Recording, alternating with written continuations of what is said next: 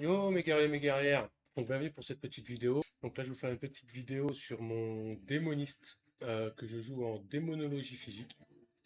Là actuellement comme d'hab sur la plupart de mes vidéos, donc là c'est un build qui est très abordable, très facile, qui est véritablement hyper fun à jouer. Donc je vais vous montrer ça. Actuellement je fais du T11 sans trop de stress. À savoir que les glyphes encore une fois ne dépassent pas le niveau 80. Et encore elles ne le sont même pas toutes.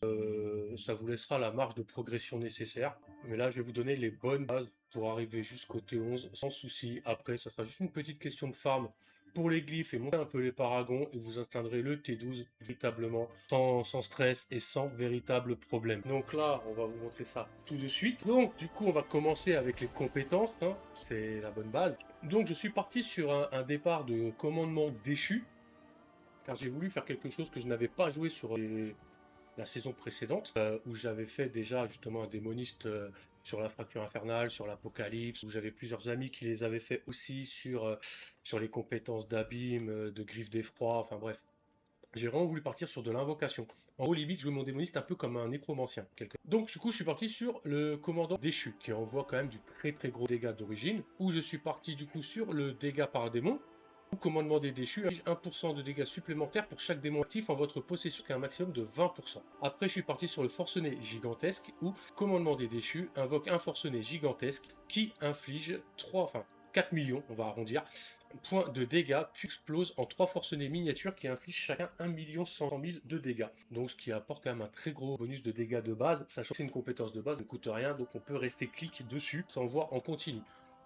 À côté de ça, vos démons invoqués par commandement déchu invoquent 8% de dégâts supplémentaires chaque seconde pendant laquelle ils restent en vie jusqu'à 30%. C'est-à-dire que tant que ces démons-là invoqués restent en vie, ben vous avez jusqu'à 30% de dégâts encore une fois supplémentaires. Donc oui, le commandement des déchus apporte un très bon bonus, bien que après, sur la suite du build, part vraiment sur quelque chose, comme on est à mon habitude, de hors méta.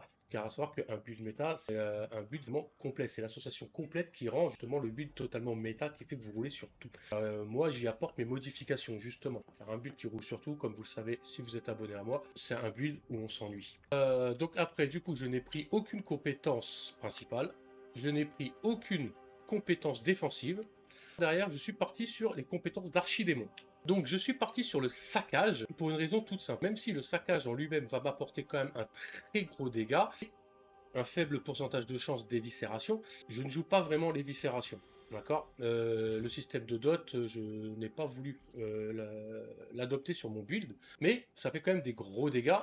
Et du coup, je suis parti sur le dégât de série en victime, où l'élimination d'une cible adverse ou d'un démon avec saccage augmente les dégâts de la compétence et inflige jusqu'à 20% pendant 3 secondes, jusqu'à un maximum de 20 secondes. Et c'est à partir de là que ça devient assez intéressant. Saccage devient une compétence des abîmes à utilisation multiple, ce qui veut dire que ça devient une compétence répétable.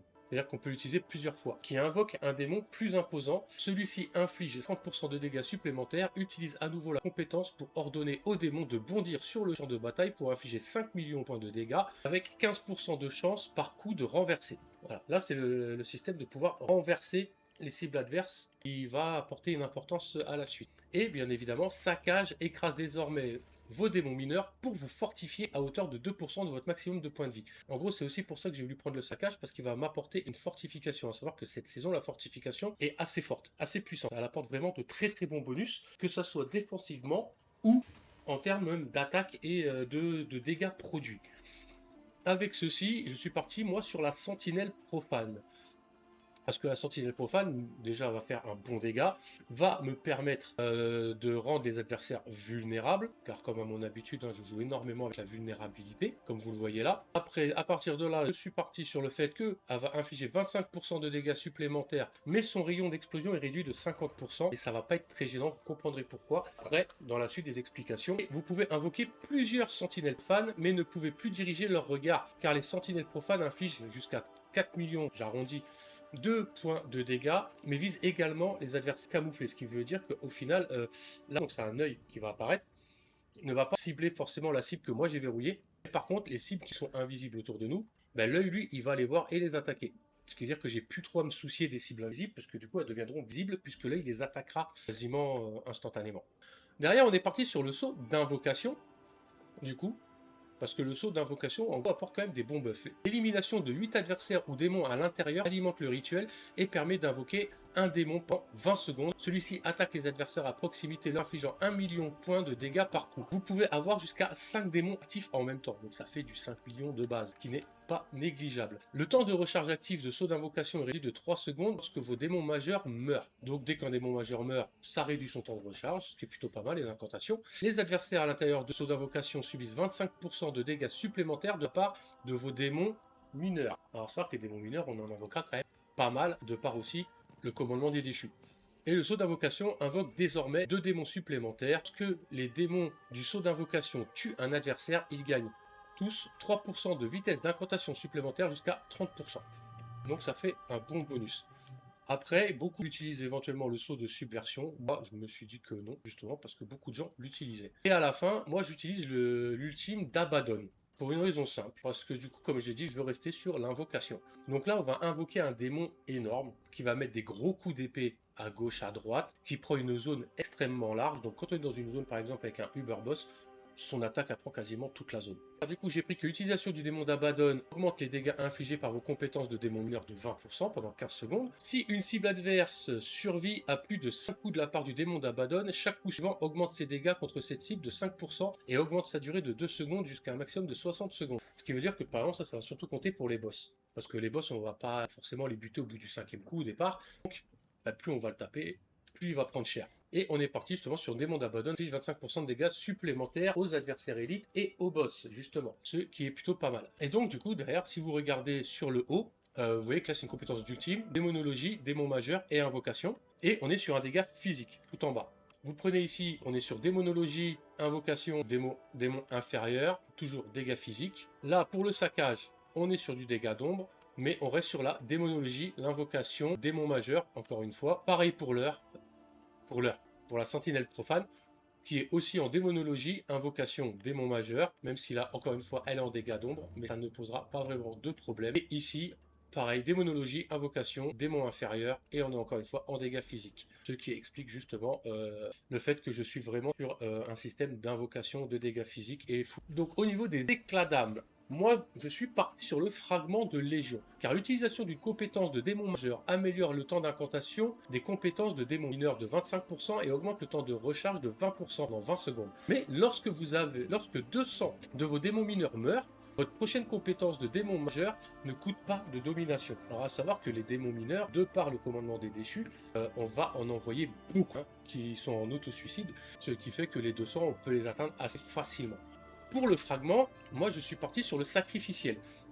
Car tant que vous disposez d'invocations de démons mineurs actifs, vous devenez inarrêtable et vos compétences de démonologie infligent 20% de dégâts supplémentaires lorsque vous auriez dû subir un effet de perte de contrôle, un de vos démons mineurs est sacrifié à la place. Donc vu que les démons mineurs on en fabrique pas mal, le fait qu'il y en ait un qui meurt de temps en temps, éviter que moi j'ai une perte de contrôle, je me suis dit que c'était plutôt bien et ça augmente en plus nos dégâts de 20% et on devient en plus inarrêtable.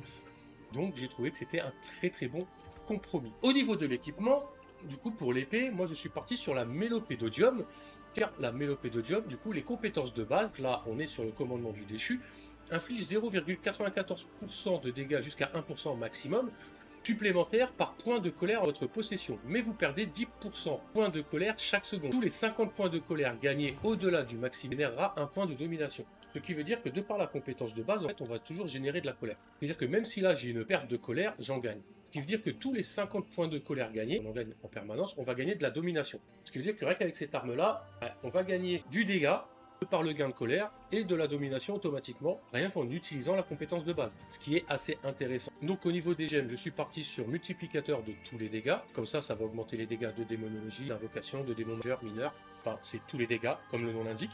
Au niveau de la trempe, moi je suis parti sur une trempe de chance d'infliger un coup clic. J'ai eu de la chance quand j'ai transfiguré, j'ai quand même gagné une qualité de 20 points, et je suis parti sur multiplicateur de critique, plus 2 aux compétences de base, ou pour le commandement des déchus. Encore une fois, multiplicateur de tous les dégâts et 652 Greater Affix aux dégâts d'armes. C'était pas une obligation, mais vu que c'est l'arme que j'utilise, c'est un bon bonus. Pour les pieds, je suis parti sur l'aspect de runique assiégé. Du coup, le taux de drainage de fortification est augmenté de 133%. Alors comme vous l'avez vu avec le saccage, ça va me donner de la fortification, donc autant en drainer un maximum, ce qui me permet d'avoir une résistance un peu plus conséquente. Donc comme à son habitude pour les pieds, hein, on cherche vraiment la vitesse de déplacement, avec là j'ai mis de la volonté, maximum de points de vie, j'ai eu résistance aux dégâts de foudre. C'est l'idéal pour souhaiter d'avoir un peu d'armure dessus en plus pour gagner vraiment en résistance. Et j'ai gagné 94 avec les caractéristiques, ce qui est à la transfig, ce qui était plutôt pas mal. Pour les jambes, donc bien sûr on part sur les gemmes volonté, hein, puisqu'on est en volonté avec le démoniste. On est parti sur l'aspect de plaque d'os de forge céleste, qui du coup, lorsque vous maniez une arme à deux mains, vous obtenez 39 pouces jusqu'à 40% de réduction de dégâts. Pareil, là j'ai eu du bol encore à puissance 5 à toutes les caractéristiques. J'ai rajouté à la trempe le maximum de points de vie, avec de la génération de colère, encore 2 points de vie, de la volonté, et là encore une fois, à la place de la résistance, si vous pouvez avoir de l'armure, ça serait mieux et plus efficace. Pour les mains, je suis parti sur capitaine des troupes. Vos dégâts d'invocation sont augmentés de 60% au meilleur dégâts. Moi là j'étais à 58, franchement pour 2% honnêtement c'est très très bien, parce que du coup on est en full invocation. Quasiment toutes mes compétences sont des invocations. Donc là je suis parti sur le dégât critique au niveau de la trempe, je ne l'ai pas encore transfiguré. J'ai résistance aux dégâts de foudre, multiplicateur de dégâts critiques, maximum de points de vie et volonté, hein, pour vous montrer que voilà j'ai pas tout transfiguré, il y a quand même encore une bonne marge de progression. Pour la poitrine, je suis parti sur le schisme d'Aegron. Aegron et ses invocations infligent 41% de dégâts supplémentaires de plus. Vous invoquez l'autre moitié d'Aegron et obtenez une deuxième charge de commandement d'Aegron. Vous allez vous dire pourquoi Aegron, mais vous allez comprendre après pourquoi. Parce que le set de charge est aussi très important par rapport à la globalité du build. Donc là, j'ai eu un peu de chance entre guillemets. J'ai quand même eu de la vie, résistance à tous les éléments, armure, point de vie et volonté dessus. Et au niveau des runes, moi je suis parti sur Yulium, car vous invoquez la compétence pétrification des druides qui étourdit les adversaires et augmente les dégâts critiques que vous leur infligez. Donc du coup, la pétrification, du coup, ça va leur donner justement une perte de contrôle et augmenter mes chances de dégâts critiques dessus. C'est plutôt pas mal, enfin d'infliger des dégâts critiques plus précisément. Pour la tête, on est parti sur la cage de folie. À la base, j'étais parti sur d'autres têtes assez différentes, mais quand j'ai vu ce que donnait celle-là, votre esquive vous transforme en forcené déchu. C'est-à-dire qu'en gros, on prendra l'aspect des forcenés déchus. En gros, vous savez, comme les petits péteux dans les donjons qui viennent vers vous avec la grosse tête et qui explosent. En fait, dès que je vais appuyer rond pour dasher, je vais devenir ce petit monstre-là. Je vais courir, ça va lâcher plein de petits monstres mineurs derrière moi qui vont exploser, qui vont faire des petits dégâts. Et plus je reste longtemps dans cette forme-là, dès que je vais la quitter, plus mon explosion sera conséquente. Alors, à savoir que pour la quitter, où vous attendez, mais je conseille pas, parce qu'au niveau dégâts, ça en fait, mais c'est pas vraiment un dégât principal, vous utilisez une compétence. Bon, dès que vous activez une compétence de base ou d'invocation ou autre, ça s'arrêtera et il y aura l'explosion qui se fera quand même. Commandement des déchus, ces dégâts sont augmentés de 100% pour chaque seconde passée sous la forme du forcené. C'est pour ça que je dis qu'il ne faut pas se transformer, lâcher une seconde et enlever. Plus on passe de temps en temps, plus après derrière le commandement des déchus qu'on peut spammer fera de dégâts. Et sous forme de forcené déchu, votre vitesse de déplacement est augmentée de 60%. Et vous invoquez un petit forcené miniature que je venais de vous expliquer. Et c'est surtout le dernier aspect de ce unique qui est intéressant. Commandement des déchus affiche 320% de dégâts supplémentaires. C'est ce qui fait que notre attaque de base est très très forte, même si en ce qui me concerne, mes dégâts sont beaucoup plus optis avec l'ultime, avec le commandement des déchus. Au final, les runes, j'ai pris Nagumo pour justement invoquer le sombre voile des voleurs qui apporte une forte réduction de dégâts. Et avec Nagu, dès que vous avez au moins une créature active, ça permet de gagner les offrandes pour activer le sombre voile.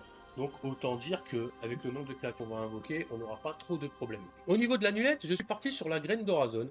Parce que la graine d'Horazon, en fait, en gros, vos compétences de démonologie infligent 0,97%. Donc là, c'est ça, son niveau maximum.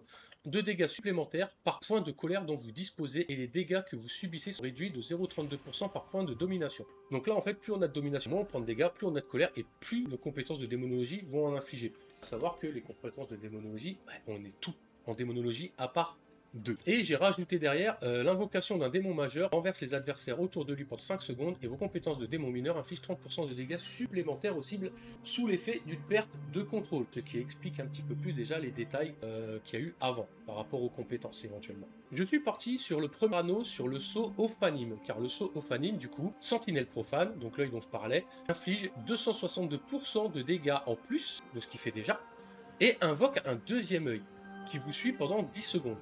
Donc gros bonus de dégâts au final que je trouve utile. J'ai encore une fois eu de la chance sur la transfig 124 à toutes les caractéristiques. Je me suis mis en trempe au niveau du dégât critique avec encore une fois multiplicateur critique, multiplicateur tous les dégâts et volonté et plus 3 à sentinelle profane. J'ai vraiment eu un peu de chance sur cet aspect là. Et le dernier anneau, je suis parti sur le calme intérieur Vous infligez jusqu'à 73% de dégâts supplémentaires lorsque vous vous tenez immobile. En gros, je suis tout le temps en mouvement, réellement. Mais face au boss, je peux me permettre de rester immobile, mais c'est un aspect qui n'est pas encore écrit dans le marbre. Il y a moyen de le changer, justement. J'ai pas encore fini tous mes tests, mais je pense que l'aspect qui augmente les dégâts en fonction de la fortification pourrait être aussi très intéressant et me permettrait d'avoir un dégât même en étant en mouvement. Mais malgré ça, vous verrez que niveau dégâts, on n'est vraiment pas dégueulasse du tout. Et là, je suis parti en multiplicateur de dégâts physiques, vulnérables et critiques, avec de la volonté et du dégât critique. Et comme vous pouvez le voir, lui, pareil, il n'est pas transfiguré. Donc encore une fois, grosse marge pour les dégâts. Au niveau des paragons, donc sur le premier plateau, je suis parti sur élimination, car vos compétences de démonologie infligent 15% de dégâts supplémentaires, ce qui est la base. Et on a un bonus à tous les nœuds ordinaires. Donc là, actuellement, vous voyez, hein, le bonus aux dégâts de démonologie est pas, voilà, je suis à 8,4 hein, pour en dessous, pour vous montrer que c'est pas encore élevé. Hein, regardez, je vous montre. Là, 81, 80, 80, 80, là, 67. Donc vous voyez, il y a encore une marge de progression pour les dégâts qui est considérable. Ça après, ça sera vous et votre motivation à farmer et à monter vos glyphes, bien évidemment. Sur le premier plateau, je suis parti sur l'insondable. Car chaque démon que vous avez invoqué dans les 20 dernières secondes augmente vos dégâts de 15% jusqu'à un maximum de 105%. Donc en gros, chaque démon que vous invoquez dans les 20 dernières secondes vont augmenter les dégâts. Ce qui veut dire que plus vous invoquez des démons, plus votre dégât sera élevé. C'est pour ça que je suis parti vraiment en invocation sur mes compétences pour invoquer un maximum de démons, pour avoir justement ce maximum de dégâts. Au niveau de la glyphe, je suis parti sur la glyphe qui est évidente, hein, qui est la démonologie.